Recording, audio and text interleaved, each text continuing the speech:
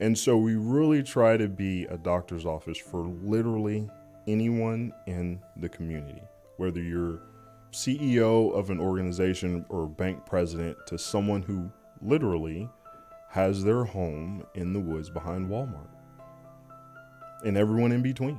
That's who we are here for. That's who we serve every day.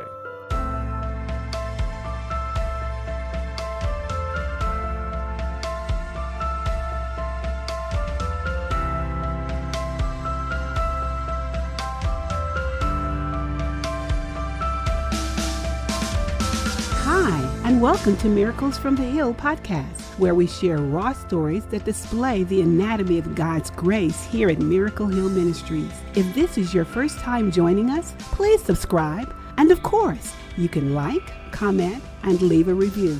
To connect with us, visit our website linked in the description box. And now, here is our host, Ryan Dirk. Greetings, listeners to the Miracles from the Hill podcast. I'm Ryan. I'm your host. We're excited that you're here. If you're new, thanks for joining us. If you've been here before, thanks for coming back. Like, subscribe, comment, email, do all the things so that you can communicate to us so we can put out the episodes that you want to see or hear. And we are joined today by my buddy Brandon Cook. Brandon, good morning. Good morning. All right, so we're talking about an interesting subject today, which we're going to get into, but let me give a little bio on Brandon and it'll kind of explain what we're here to talk about. So Brandon is the Healthcare for the Homeless and Medical Respite Program Director for New Horizon Family Health Services. So I can't tell you how instrumental this is to what we do at Miracle Hill. And so we are talking about the name of the program. We are talking about healthcare for the homeless. So thank you for coming in and thank you for giving us some time here this morning. Excellent. Thanks for having me. Really appreciate it and looking forward to our conversation. All right. So we're just we're going to jump right in. But one thing we do different at Miracle Hill is we always want to hear a little bit about your story and who you are. So how in the world did you wind up in Greenville on a podcast with me? Where did it start? Oh, wow. It started at Shaw Air Force Base, August the 16th. 1981, on a Sunday evening, 5:30 p.m. to be exact. That's where it started, in South Carolina. My father was 23 years in the United States Air Force, so moved around a little bit. I did spend a lot of time growing up in Colombia, but I've also lived off the coast of Portugal and the Azores. I lived in Texas, Louisiana. I've got family in Memphis. And so I've lived in a couple of different places. And after I actually went to high school in Louisiana, and after graduation had an opportunity to come back home to South Carolina, my mother was already here in Greenville. And my father is such a weird. So my parents were initially separated or divorced, and so after high school, my mom's gonna kill me. They were going to get back together. Ultimately, it didn't work out. But the long and short of it is, me and my father both came back to this area, and I ended up going to school at University of South Carolina. Got my undergrad in music. I specialized in classical guitar. I had been playing music, though, since I was 7 years old. I started off playing viola through I think it was new back then, but the University of South Carolina School of Music string project. Couldn't tell you what it was back then, but all I know is for me, as a young kid growing up in Columbia, it was an opportunity to play music. And so I started with that. I played that for several years, and then I started playing cello when I was about 10 years old. And I did that for a couple of years, and then I started playing violin when I moved to Louisiana. And I did that for a shorter time, but by then I had enough understanding of music and how to read music, and I'm not going to really say compose, but I had dabbled a little bit. I was able to teach myself how to play guitar, and I got decent enough that when I got accepted to the School of Music, I was able to get into the guitar program there under Chris Berg, technically under his grad student at the time, Sure. but then, through constant practice, I was able to learn under him as well. So graduated in 2003 from Carolina with my degree, of course, and quickly found out that I was not going to be the multi-platinum mega rock star that I thought I was going to be. So I had to get a job and work in the real world. And so I started working in retail, quickly moved up through the ranks from sales associate to assistant manager in about a year's time. And I got that assistant manager's pay, and it was abysmal. It was like $8 an hour, and I'm doing the schedule. I'm opening, I'm closing. I'm responsible for a lot of money. And I was like, this is, I got bills. I got things I need to do. And so, I was looking for something else, and I said, well, community health isn't completely foreign to me. Let me see if I can get in there. So I applied to New Horizon back in 2005 for a front desk position. Checking in patients, registration, answering phones, scheduling appointments, things like that. This is at the old facility beside the mental health center. So that's where I interviewed, but I actually got hired to work at the Greer office because at that time, the Greer office was a part-time satellite office. And when I got hired on, I didn't know this at the time, but they were quickly moving to make that a full-time site. The patient size was big enough. The need was big enough. They said, we can go full-time there. So I was basically training to go work at that site. And so working at the front desk, I'm not going to give it away in case there are some front desk people listening today, but let's just say it was more at this entry-level position than it was at the management position in retail. So I said, okay, I'm gonna try this out for a little bit. They earn their money is what you're saying. Yeah, absolutely. 100%. And so, again, thought I was going to be, world's greatest guitarist and all that fun business. Wasn't quite working out that way. What really, really brought me in to healthcare fully was the relationships that I started to build checking in our patients, right?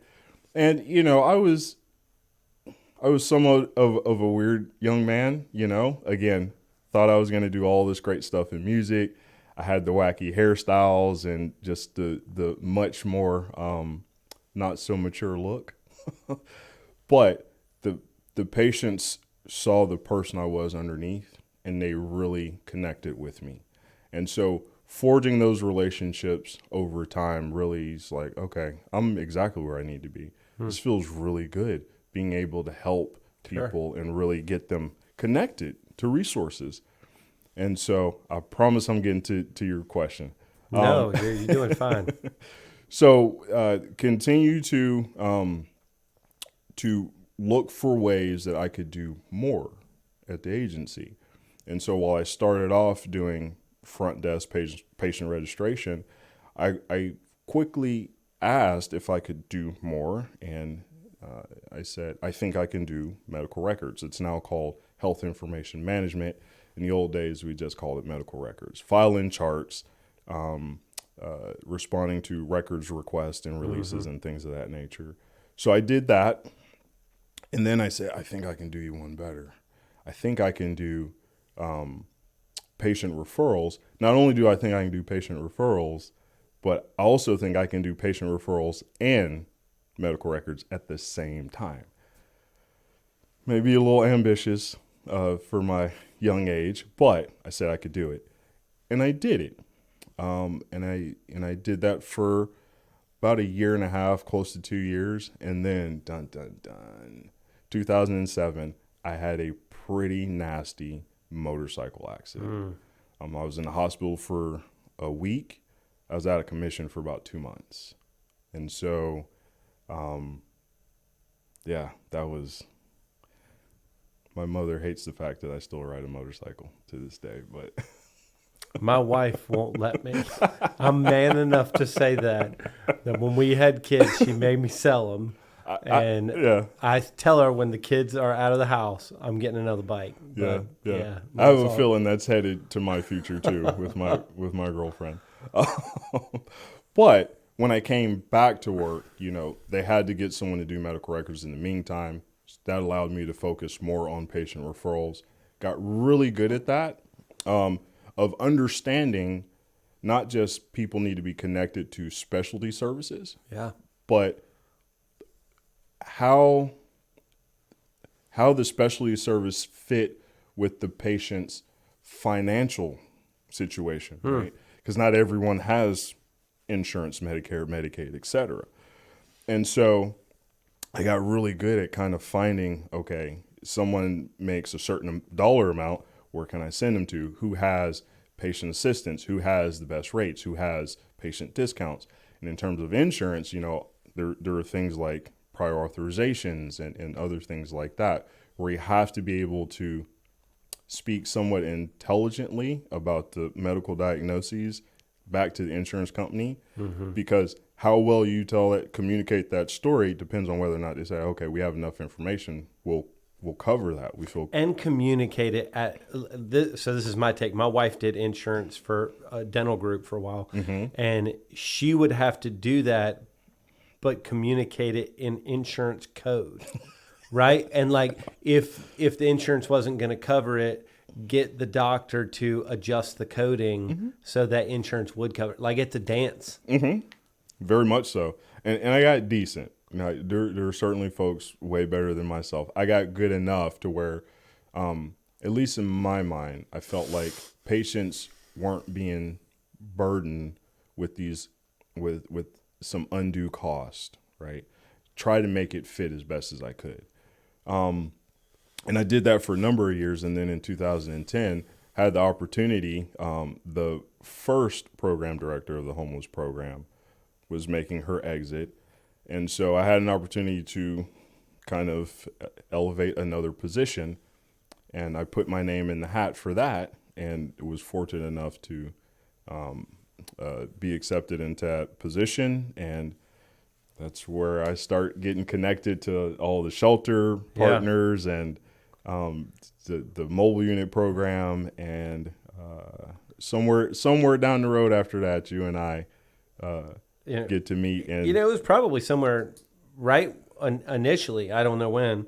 So I got two follow-up questions, and we'll jump into healthcare for the homeless.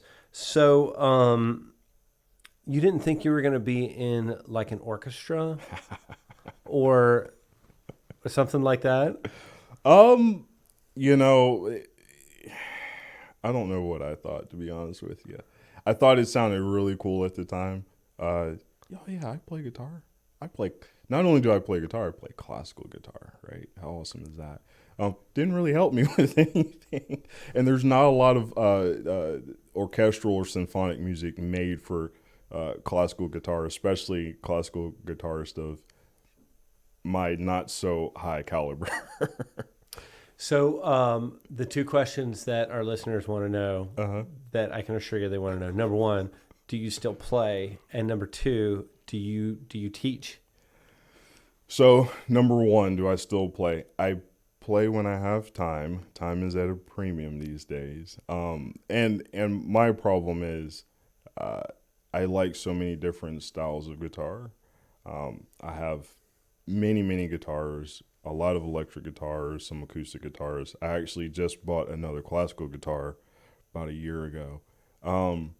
So finding time to play each one equally is always complicated. Do I teach? I have taught before, very informal.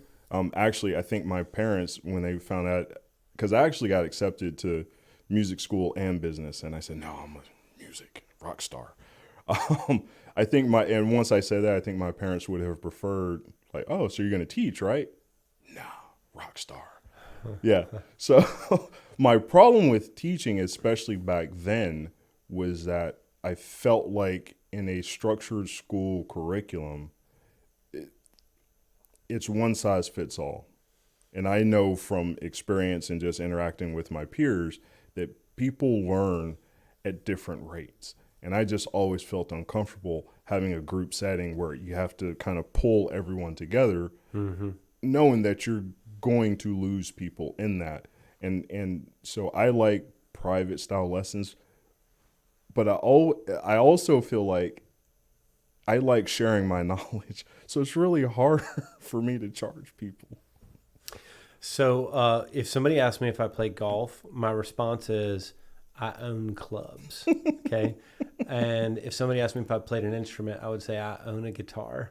And I can play 6 chords, maybe 7.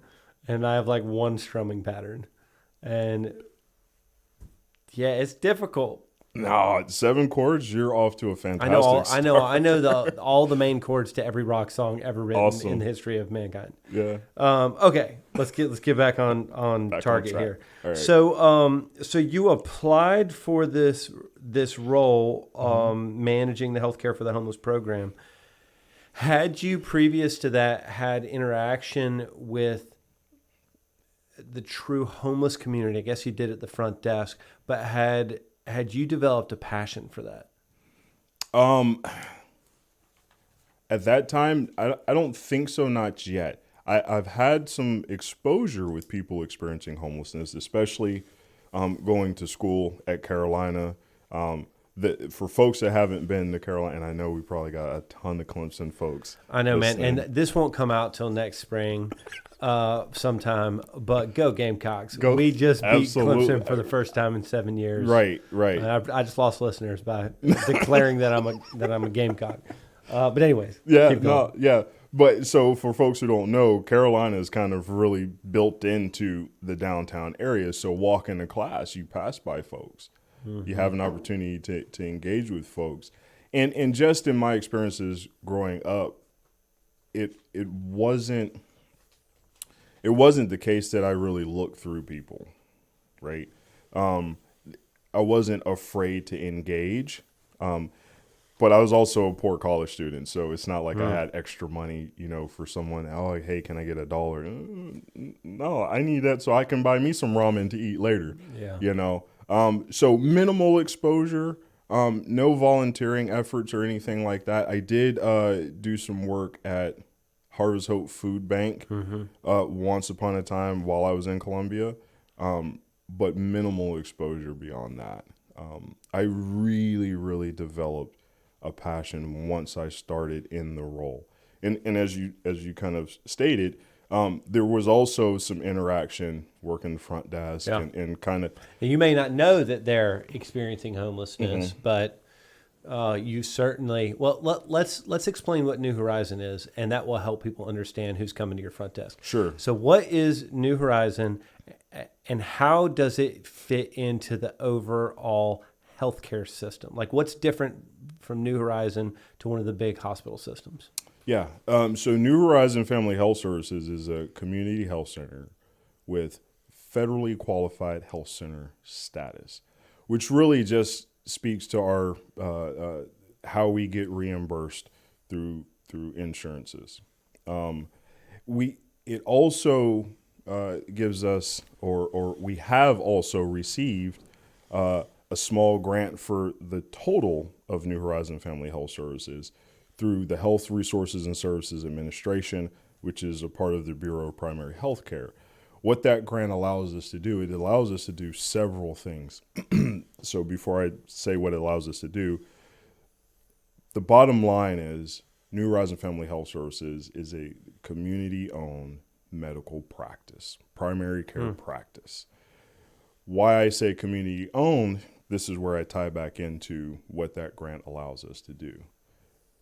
First and foremost, something that I've always appreciated is because we receive those grant dollars, and truth be told, the grant dollars we receive from the federal government is only a quarter of our total budget, right? So it's not a lot, but it's enough to allow us to do this. One, our board of directors, 51% have to be utilizers of our services. Really? Absolutely, 100%. Which I always thought that was cool. I was like, so you mean to tell me our patients are on the board? Yes. Yes, they are. As well as other traditional boards. Sure. You have community partners and other things like that. But that always stuck out to me, especially in the beginning, because my limited business experience, I didn't think that was a thing you could do. So that's one thing that the grant allows us to do. The other thing that it allows us to do is help reduce barriers to accessing healthcare. What I mean by that? Well, healthcare can be quite expensive, especially if you are someone who is living in poverty or living on a fixed income, or maybe someone that has insurance with an extremely high deductible. So the grant allows us to discount healthcare services based on the household income and the number of dependents on that income. So we really are doing our best to make healthcare affordable, but we also do our very best to deliver high quality, patient-centered healthcare. We really want the patient at the center of because it's their healthcare, right? So we need to have them involved as much as possible, so they can achieve the best health outcome for themselves. Yeah, let me brag on you guys for a minute too. So when you say that, and people might have it in their mind what they think discounted healthcare is. So if you go to New Horizons' main offices on Ferris, it looks like any other hospital system's offices. It's beautiful. The patient care is amazing. The services are as good as anybody else is going to receive. So you're not just discounting it and cutting corners. You're discounting it by utilizing these federal funds in order to give the same quality health care to anybody who might not otherwise be able to afford it. Right, and that's so well stated, because the thing I think that sometimes gets misunderstood in the community is, we're the poor people's clinic. That's just part of our patient population, right? Because just like any other medical practice, we do file just about every major insurance that folks can have.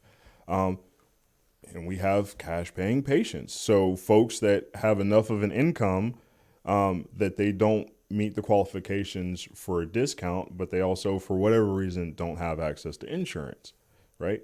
We still make it affordable for those folks, right? Because we don't have astronomical overhead, let's say, like a hospital may have, right? And so we really try to be a doctor's office for literally anyone in the community, whether you're CEO of an organization or bank president to someone who literally has their home in the woods behind Walmart, and everyone in between. That's who we are here for. That's who we serve every day. So let me paint a picture of what New Horizon does for Miracle Hill, and then we'll kind of explain what some of these things are. So, on any given night, we have 600 plus people staying in our shelters and programs and transitional houses, and most of them don't have income. Most of them, the vast majority, 99.9%, don't have insurance. But they have tremendous medical needs, which we'll talk about. And with some different regularity, New Horizon pulls up their mobile unit, which we'll talk about, and all of our guests have access to healthcare on site. We believe that we are not called to be all things to all people, but we are strong when we partner with people who can fill those holes. And so for many, many years at this point, all of our medical care comes through New Horizon. We literally could not do what we do without you guys coming alongside us. Why is the mobile medical unit so important? So just to back up for just a second, just to kind of paint a bigger picture for folks of the healthcare for the homeless piece that is at New Horizon. because we have a number of other services, right? We also have our Ryan White program, which is to provide primary care services for people who are living with HIV and AIDS. We have our integrated behavioral health services. We have dental practice. So healthcare for the homeless is just one of many services that we have at our organization. So healthcare for the homeless, because it's a part of New Horizon Family Health Services, we are 100% federally funded, right? So the big part of the grant, HCH gets a portion of it, which equals 100% for us. Hopefully that makes sense to your listeners. But what that part of the federal funding allows us to do with healthcare for the homeless is provide access to healthcare for people experiencing homelessness across the upstate. For folks that aren't from this area, that's 13 counties. And so it takes strategic partnerships, and it takes partners like Miracle Hill allowing us to be able to come onto their campuses and provide those direct services on site, because the real special sauce for the mobile unit is the fact that we can bring the healthcare to the folks that need it the most. And so it is, I lovingly refer to it as the doctor's office on wheels, because essentially that's what it is. It has 2 exam rooms. We have just about all the capabilities that we can do in our traditional brick and mortar offices, we can do on that mobile unit. There are some things we steer clear of, just because when we roll up on site, we're trying our best to see as many people as possible. And there are some certain procedures that kind of limit that ability. One thing that comes to mind are physicals. So what does that mean, Brandon? People experiencing homelessness don't get physicals? No. All it means is what we try to do is redirect them to our brick and mortar sites where there's more time to do those types of things. But we do other things on the mobile unit, women's health visit, just your general acute care. But it's more triage. It can be for a couple reasons. Just because the nature of homelessness, we could show up at Miracle Hill, for instance, today, see a whole host of folks, and come back in 2 weeks, and it's going to be a slightly different roster. Yeah. Right? Many of those people will be gone. Many of those people will be gone.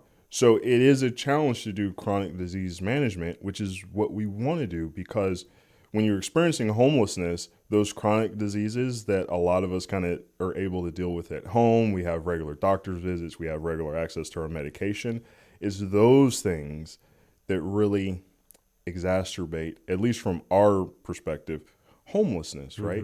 Because you're on the street trying to deal with your out of control diabetes. You can't get consistent access to your insulin, which needs to be refrigerated, or your blood pressure is just sky high.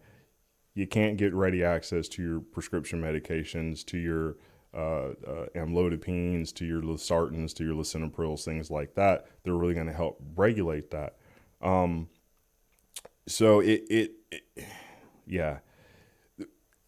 What we're seeing is it's so hard to do the chronic disease management. But in certain instances, we are seeing, and I know you can speak very deftly to this, folks are staying in shelter longer because there aren't enough good exits from homelessness.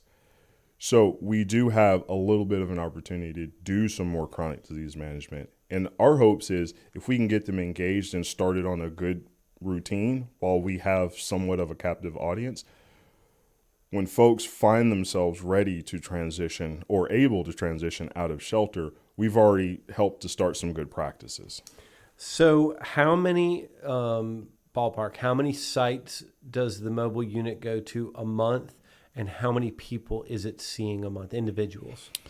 So we just, we're sitting at 10 sites right now across about 5 counties. Remember, I said a few minutes ago, our grant allows us to cover 13 counties. Yeah. So I want to circle back to that in just a second. And so I haven't tracked the numbers fully for this current year, fiscal year, but last year I think we were sitting on, in the middle of the pandemic, the dirty word that we're not going to say. I think we're averaging about 150 per month. And that's with us going out only 3 days a week because we had our own provider challenges internally.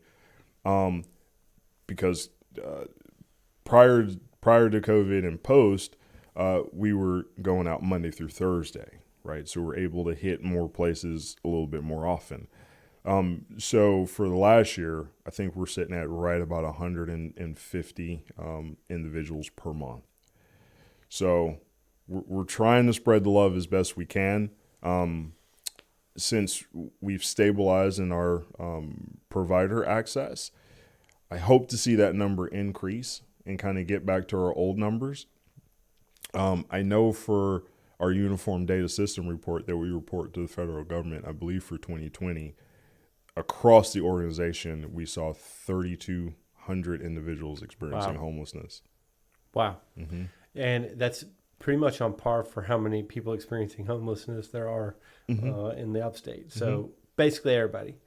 Okay, so let me paint a picture. So I've said this on this podcast before, but when poverty, homelessness, brokenness seeps into a person's life, it affects every area of their life, right? Financial, relational, medical, socioeconomics, I mean, all these different issues.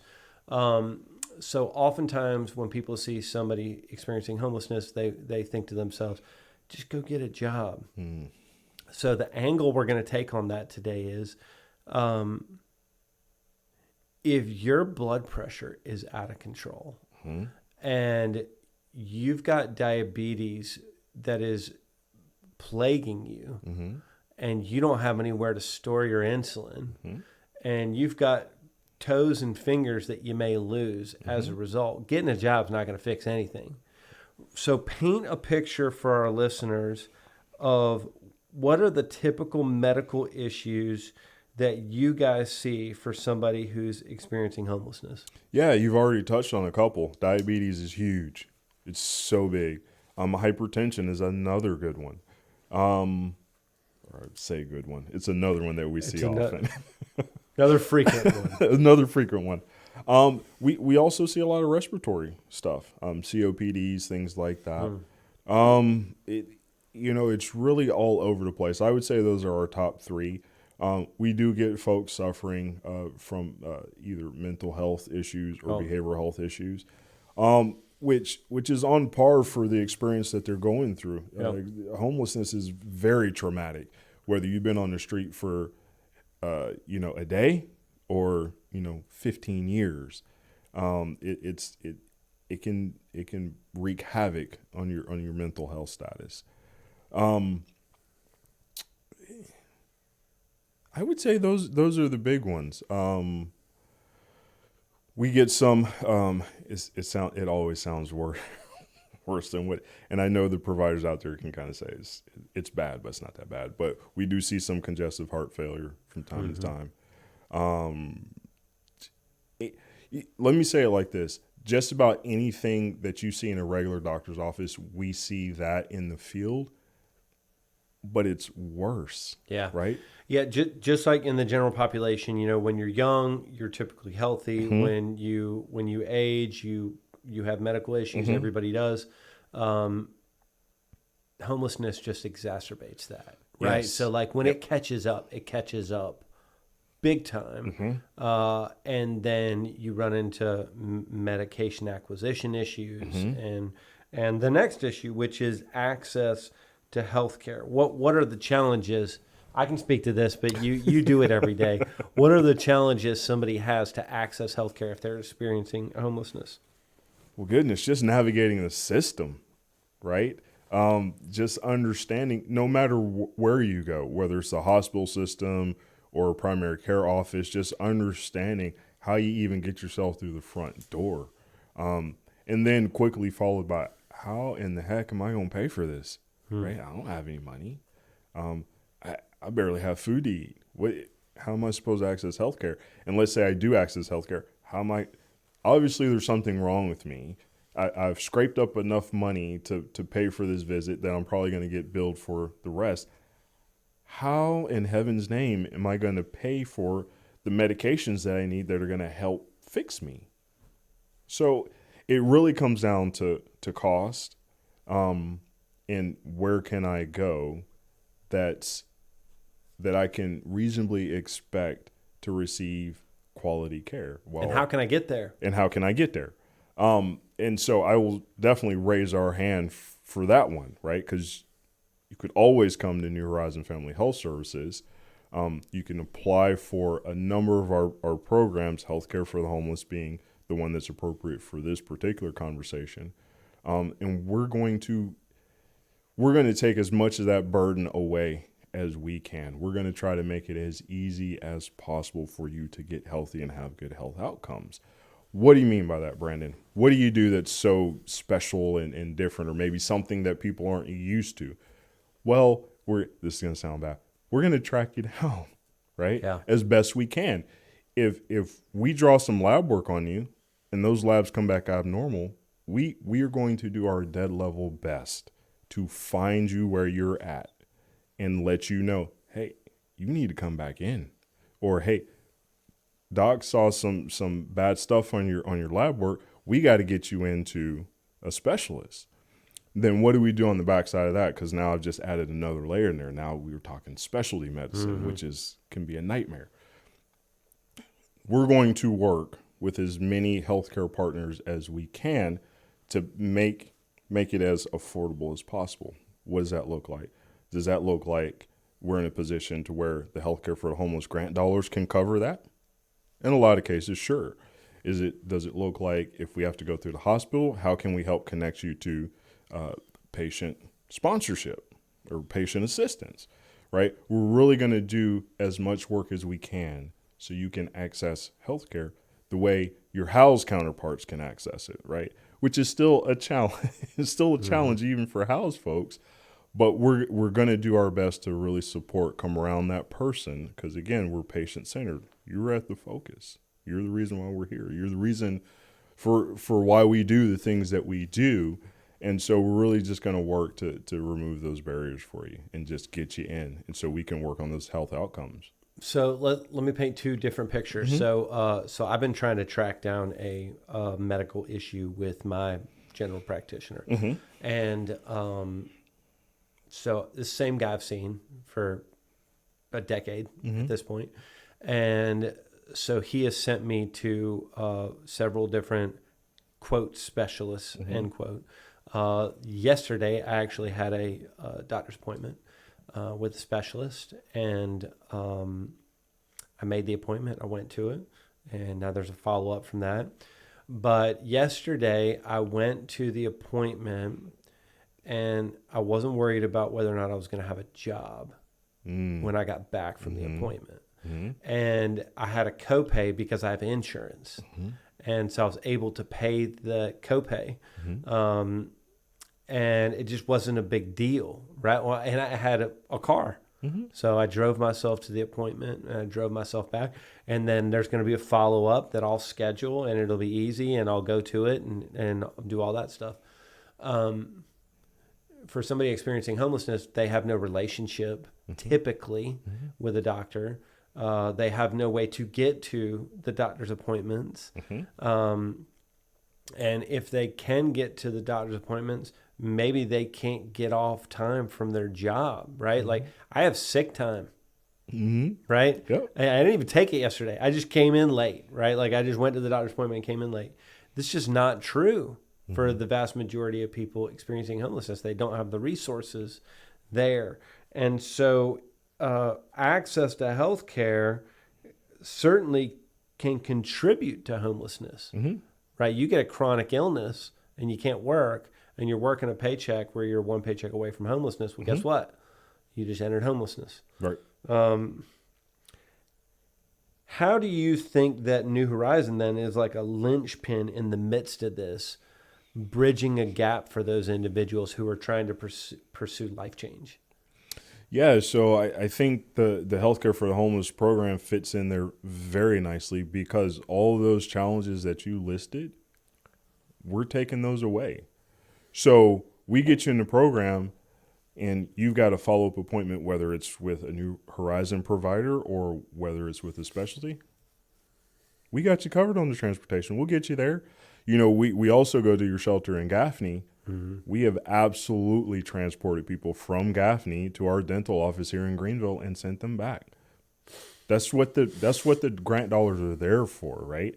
Prescription medication. You're newly diabetic, right? You get, your 15 minutes with the provider to understand, okay, Brandon, your labs aren't looking good. Here's what it's looking like. We're going to start you on insulin. We're going to start you on some pills, et cetera, whatever the case may be. And in a normal situation, your brain is like, huh? What just happened? But with us, we're going to have a nurse that's going to come back and explain to you, Brandon, we know you're newly diagnosed diabetic. Here's how we want you to start thinking about your diet. And we understand you're in the shelter. We're going to give you some tips, right? So, maybe if there's some pastry on deck and and fruit's not that much better for diabetic, but like giving them options and choices within the framework of where they're staying, right? So it makes sense. You don't want to give someone tips and tricks that are for the best case scenario, and they're not in the best case scenario, right? So you have to tailor it to them. So that's something else that we do, right? We bring the education. And again, for a lot of our shelter partners who maybe they don't have to take off from work that day because we're coming in the morning and we're staying there for most of the day. So if you're on second shift or you're going in later, well, you get on the mobile unit before, right? Or if you're finishing third shift and before you go to bed, we're already there in the morning, so you can come there then as well. Or maybe there's a little window of time between whatever, right? You can still come on the mobile unit. We're going to get you squared away. We're going to come back and follow up with you. We're going to make sure your meds come back to, you don't even have to worry about how am I going to pick up my medications. The medications are coming to you. Don't worry about that. Because for us, if we can take care of the medical piece, you can necessarily focus on everything else, which is whether it's housing, whether it's employment, whether it's, I just need to get healthy so I can reconnect with my family, right? That's what we're really trying to do. That's what, and I think that's why healthcare for the homeless fits so easily in that box, because we're trying to take away all those barriers for folks. Yeah, there's a guy in one of our shelters that we won't name on here, but he's got a chronic medical condition. I think it's a vein disorder in his legs. And he has been in and out of the shelter for several years at this point. And, man, it is not for lack of trying on his part, right? Like, he's doing everything that he knows how to do, but he hasn't been, quote, disabled, end quote, long enough to get a check for it, nor does he want one. And he is getting the best medical care that he can, but like anybody else, it's not something he can control, and he just can't move past it. But you guys are, moving heaven and earth itself, trying to get him every bit of care that he can possibly get. Okay, so let's not switch subjects, but let's talk about something you and I are both very passionate about, which is medical respite care. Yes. So define for our friends out here what medical respite care is. Yeah, so medical respite care, especially, and we have to put this modifier on it, or whatever you want to call it, but medical respite care for people experiencing homelessness. Right. Not to be confused with regular respite care. That was fancy. You said modifier. Like, that's some South Carolina Gamecock education there. That's right. The very best. But what the program does is it provides a safe place for people experiencing homelessness being discharged from the hospital to go and recover from an acute illness or injury, right? So it's a safe place. These are folks who would typically, if they were housed, they would be good enough to go home, right? Maybe they're going to have some home health come. Maybe, mom, dad, brother, sister, someone's going to kind of check on them from time to time, make them a bowl of soup. what Respite does is kind of bring that to these particular groups of patients. And the concept for medical respite has been around for a little over 30 years at this point, which is awesome because when I went down this rabbit hole, I had no idea it was even that old. I thought this was some new cutting edge thing, but no. Come to find out, folks have been doing this over the country, all over the country for about 30 years now. But yes, in a nutshell, that's what it is. Typically, the referrals will come from the hospital because usually that's where folks go when they're in acute crisis. And so the issue becomes these folks are unhoused. They have this medical condition that's not so bad that they need to remain in the hospital. But we know that it will quickly go downhill if we just send them off to the street, or if we send them to the shelter without any kind of medical oversight or medical intervention, right? And so essentially that's what Respite does.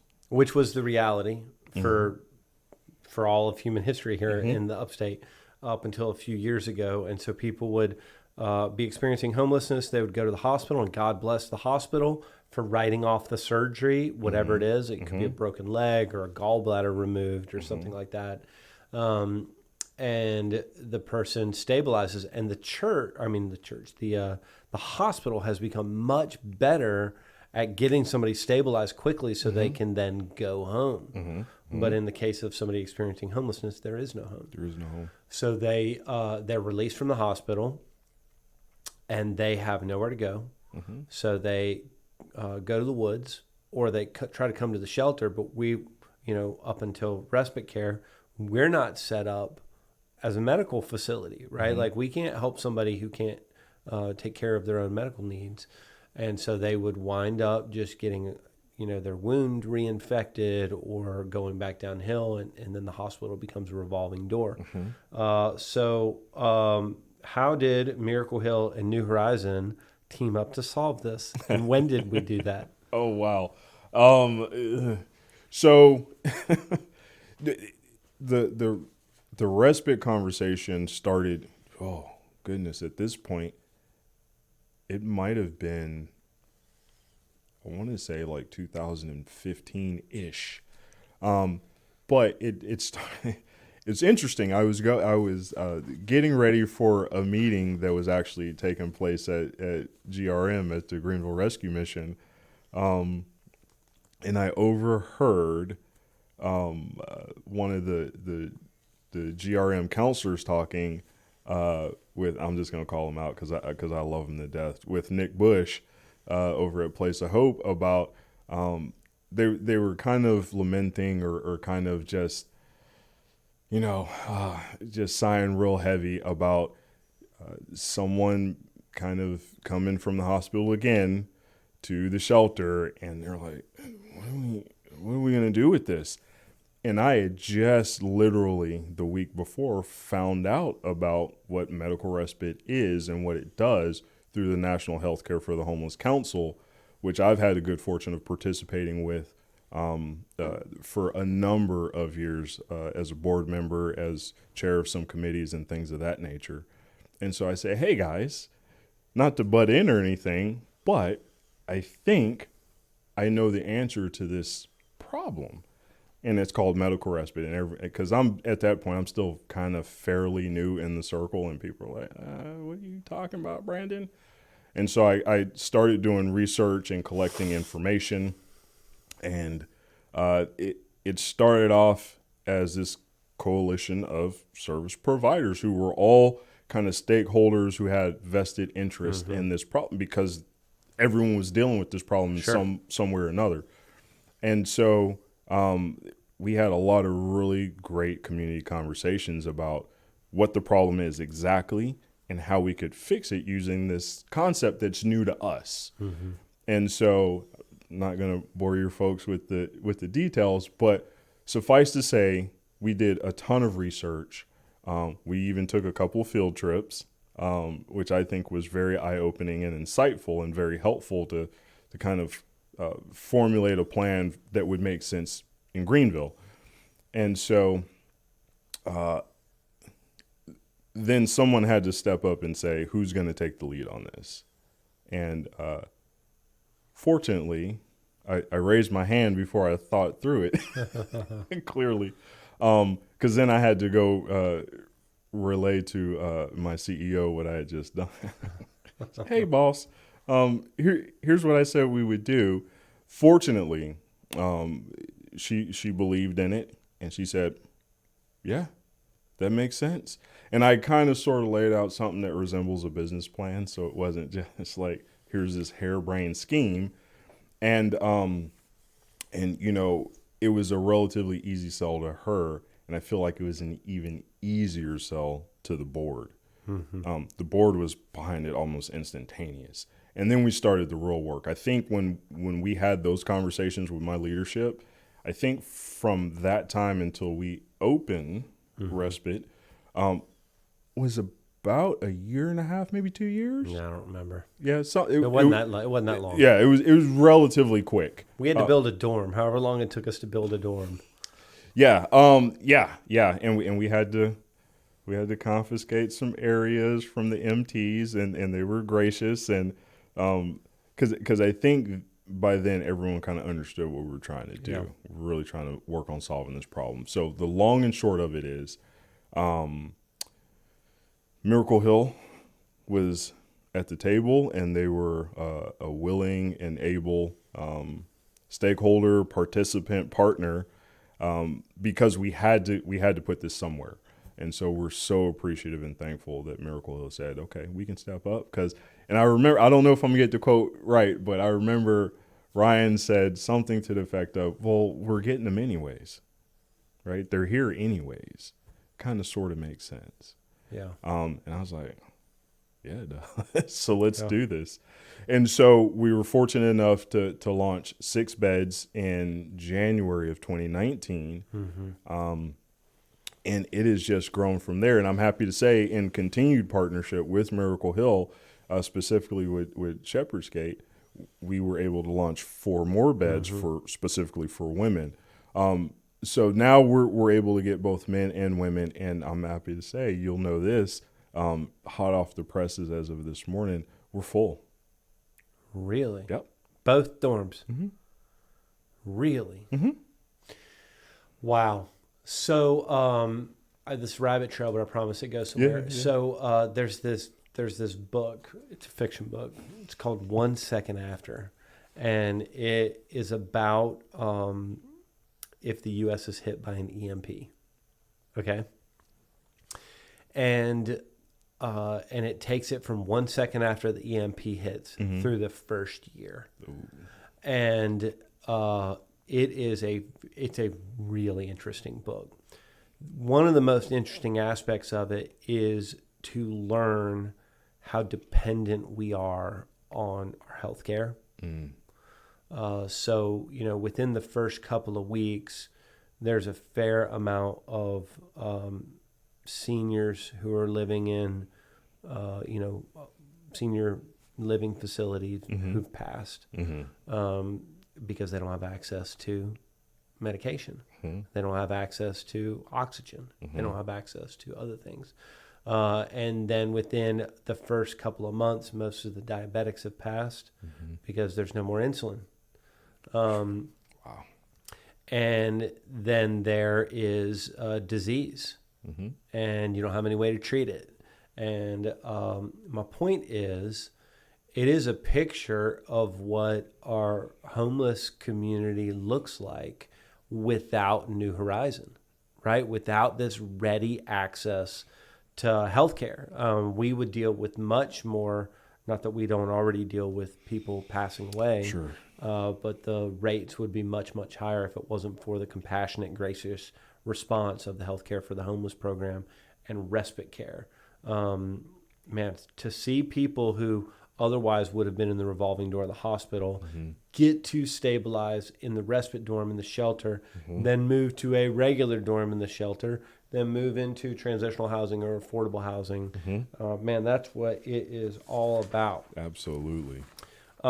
So go back to the when you first applied to be the manager of healthcare for the homeless. Okay. How has your view of homelessness changed since that time? In doing this work, I've had tremendous opportunity to meet so many inspiring people in this work. My resolve has just strengthened. I've met people like yourself and others from the partner side, and in my work at the national level, I've had an awesome opportunity to meet what we would call consumers or people experiencing homelessness who are active advocates for healthcare, for housing, for all the things that they themselves lack, but it's such a passion within them. They say, before I can ask for myself, I have to ask for others, right? I have to make a way. And I think being exposed to folks like you and folks like those is just, man, I'm where I'm supposed to be, and I need to do more. I need to understand, how can we expand services? How can we do more for folks that are in the most vulnerable in our society? How can we make it more equitable, right? Everyone deserves access to healthcare. Everyone deserves access to housing. So I think for me, it's just strengthened it even more, especially in the world of respite. I've met some tremendous consumer advocates in the world of respite. I'm going to pick on my buddy Joanne in Boston. That lady is a firestorm. So I want to go see Christ House in DC. And yep. They're another. We need to take a trip. They're another one. And they're residential, long term. Yep. But there's so many good advocates, and a lot of them still unstably housed, but still fighting until their dying day. My buddy Willie J. From California, he was that way. He was doing a webinar, again, someone who's a little bit precariously housed, doing webinars to educate folks like me and you on what he sees is the thing that people need to ensure stable health care, to ensure good health outcomes. And I think, unfortunately, he passed a day or two after that. Really? Yeah. So my point is, he was a fighter to the end. And just being exposed to people like that, people who don't give up, people who continue to fight. And even right here are folks that we've worked with here locally, just great folks who don't give up and feel reinvigorated because they partnered with us, with Miracle Hill, our buddy Dwayne. I wish we could have Dwayne on here. His story is so beautiful. I don't know if I've met a more grateful person. He, unprompted, unscripted, anytime he gets an opportunity to talk about how, and he'll say it, this is a quote from him, how Miracle Hill and New Horizons saved his life. It's just beautiful. And I'm not an overly emotional guy, but every time I listen to Dwayne talk, like it almost, I'm still a man's man, but it almost brings me to tears. Because it's cry so all beautiful. The time, man. I don't know about the man's. I think a man's man cries, Brandon. Sometimes. And Dwayne gets me there. He gets me really close. He has a beautiful story too. So I kind of got lost, but hopefully I. Yeah, you got it. Yeah. So last question, 2 parts. So Yep. What would you want our listeners to leave remembering about New Horizon? And if they're so interested, how can they partner with what you're doing? Wow, this is a really good question. I think what I really would want folks to remember about New Horizon is, first and foremost, we are a medical care provider for the community, whatever the community looks like, from folks with the most to those of us with the least, and everyone in between. That's who we're here to serve, the community. And we're here to knock down barriers to access to healthcare. Because for us, and our national buddies have it a little bit different, but they fit so perfectly together. For us, healthcare is housing, right? For some of our housing partners, housing is healthcare, but they both fit together so perfectly, right? If you have one, you can get the other. At least that's how we see it. And how can people get involved with us? Oh no, I feel weird about doing a shameless plug, but do it, man. That's what it's for. Plug away. Certainly can go to www.newhorizonfhs, that's FHS.org. Check out some of the stuff that we do on our website. There's a little donation page. I've even had some former Respite guests give a donation. Completely took me by surprise. Wow. Completely unprompted, just said, I'm in a better place because of y'all, and I want to pay it forward. And I was told in very clear terms that this person would not be taking the money back, so I better figure it out. And so we figured it out. And it was such good timing because we got that donation at a time someone else needed something that we weren't going to be able to pay for with grant dollars. So that's the Lord is what that is, Brandon. Right? That's how how he works. That's his economy. Absolutely. Yeah. So donate. I think on the horizon for us, we would love to create a lot more volunteer opportunities, and I think we'll see some of that coming in the future. We're already starting to work with interns. I'm going to throw a shout out to Furman. That's a relationship that we're starting up with, and so I think there's a lot more good things to come. Definitely be on the watch for us.